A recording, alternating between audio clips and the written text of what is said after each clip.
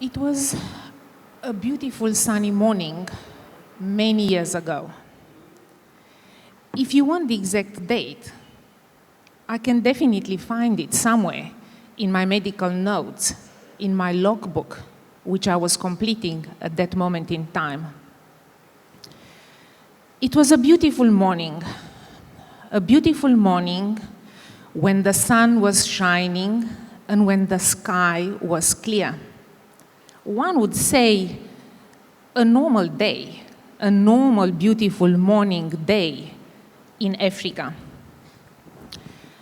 I was still a young doctor specializing in oncology, learning how to treat children with cancer, still believing in miracles and in the power of medicine. I remember clearly that morning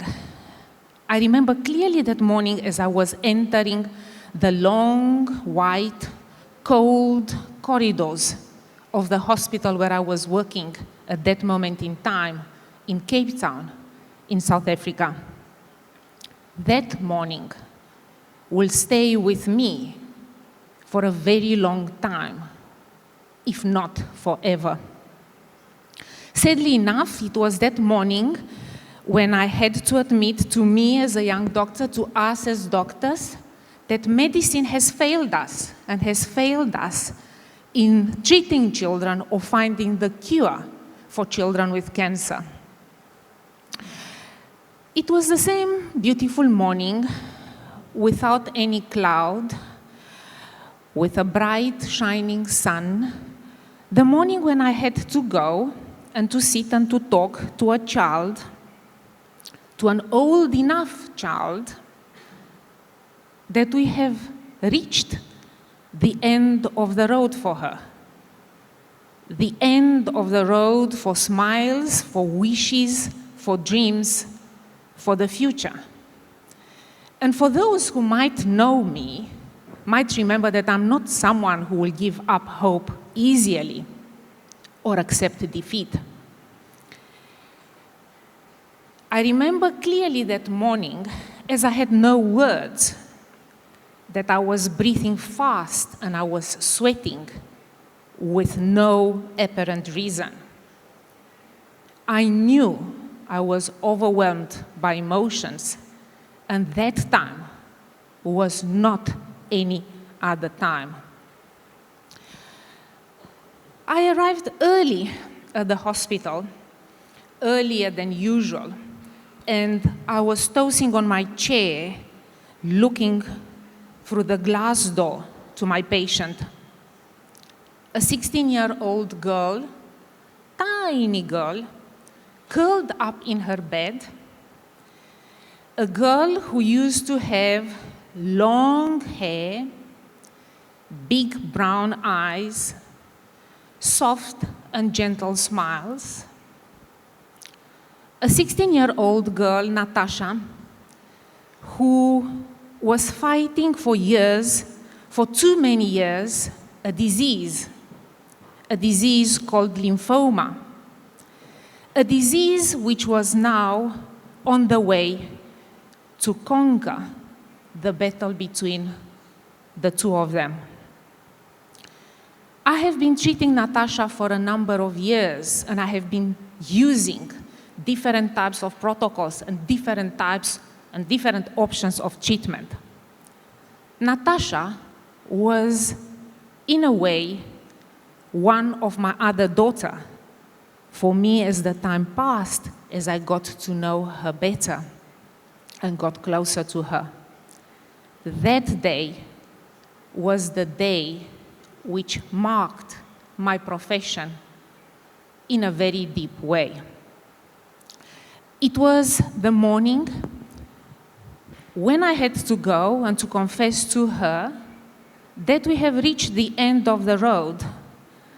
The end of the road for her to go and study further, to become a nurse, to help the others, to getting married and have her own kids, to play guitar. All dreams and unfulfilled wishes. And I knew them all. how do you confess to your patient, who in the meantime is not just your patient, that there is no more hope, as you or me, as human beings, begin to identify with the pain, with the sorrow, with the infinity? And as the time wouldn't care about my struggle, and of course I couldn't find words, I had to go in and confess the truth, but also trying to alleviate the pain, the fear, the unknown. I approached slowly as I could, her private room, her cubicle, which was just in front of the doctor's station. I walked those few steps in very long minutes. It was just a sliding door, a glass door, between us, which separated us.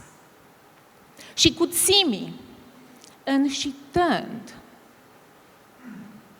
And she saw me. She looked clearly into my eyes.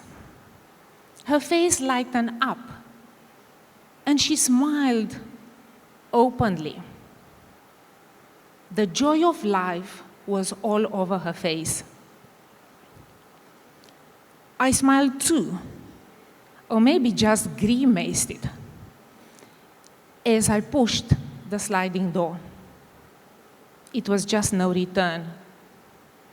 I barely opened the door, and I squeezed myself as softly and as slowly as I could, closing carefully the door behind me. I have tried to prolong with instants, with moments, with seconds, the moment of confessing the truth. And as I continued not being able to make any sound, as my vocal cords suddenly collapsed or paralyzed, and with a huge lump in my throat, I decided to sit on her bed. Something, as I remember from my third-year medical student, that I shouldn't ever invade the private space of my patient. And there I was, barely breathing, with an empty mind, suffocated by my own uncontrollable emotions, powerless in front of the disease, speechless in front of my own patient, who actually, without my notice, became like my child too.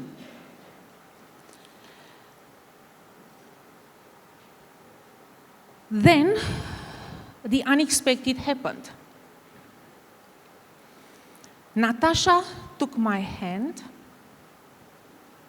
looked into my eyes, and said, and I can clearly hear her voice, "I am more worried about you. Me, I will be fine. You remain here to help the others. I will always be with you." The wisdom and the maturity of a 16-year-old girl, Natasha, who died later that day. I decided to write this letter, which I have done it many times until now, but never share it with anyone. The death of a child has a different significance for all of us. But childhood cancer should not be compared to any other form of cancer. We should not be allowed to talk about numbers of children with cancer because they are children, and they are children with cancer. And because if that child would have been your child, just imagine that.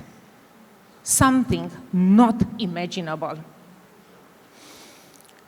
We have seen a lot of progress in Africa too, where awareness translates into an early diagnosis, and early diagnosis translates into a better survival.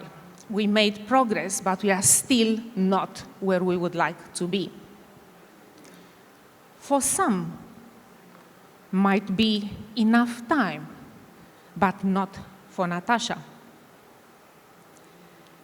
I am standing here today in front of you, leaders of cancer and leaders in your own countries, in a tribute to her, to the patient, in a tribute for her hope and endless wish for other African children to get better.